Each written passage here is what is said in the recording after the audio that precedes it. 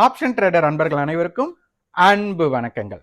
இன்னைக்கு ஜனவரி 8ஆம் தேதி நான் சந்தையில் என்ன பார்த்தேன் பதிவு பண்றேன். நீங்க என்ன பார்த்தீங்கன்னு பதிவு பண்ணுங்க.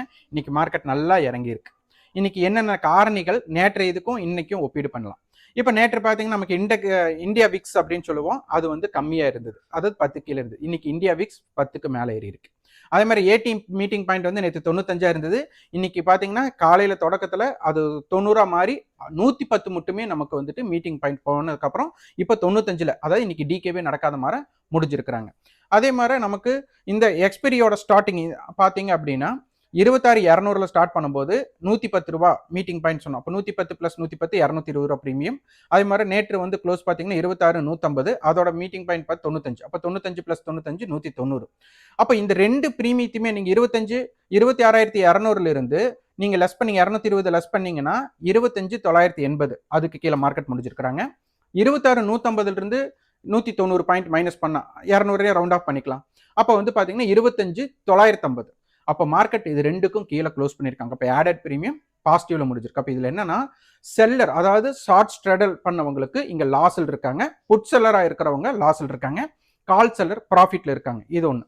அப்போ இன்னைக்கு பார்த்தீங்க அப்படின்னா நமக்கு இந்தியா விக்ஸோட இன்க்ரீஸ் ஆகும்போதும் ஏடி மீட்டிங் பாயிண்ட் இன்க்ரீஸ் ஆனதுக்கு என்ன மாதிரி எஃபெக்ட் கொடுத்துருக்காங்க, ரேஞ்ச் எக்ஸ்பென்ஷன் எப்படி கிடைச்சிருக்கு அப்படிங்கிறத இதை நோட் பண்ணி வச்சுக்கோங்க. இது ரொம்ப இம்பார்ட்டண்டான பாயிண்ட். அதுக்கப்புறம் நமக்கு அட்டவணையில் பார்த்தீங்கன்னா 26,200 கால் புட் கொடுத்துருந்தாங்க. நேற்றைய தினம்க்கு முந்தைய நாள் நேற்றைய தினம் 26,100 புட் 26,200 கால் கொடுத்துருந்தாங்க. இன்னைக்கு வந்து 25,900 புட் 26,000 புட் 26,100 கால் கொடுத்துருக்காங்க.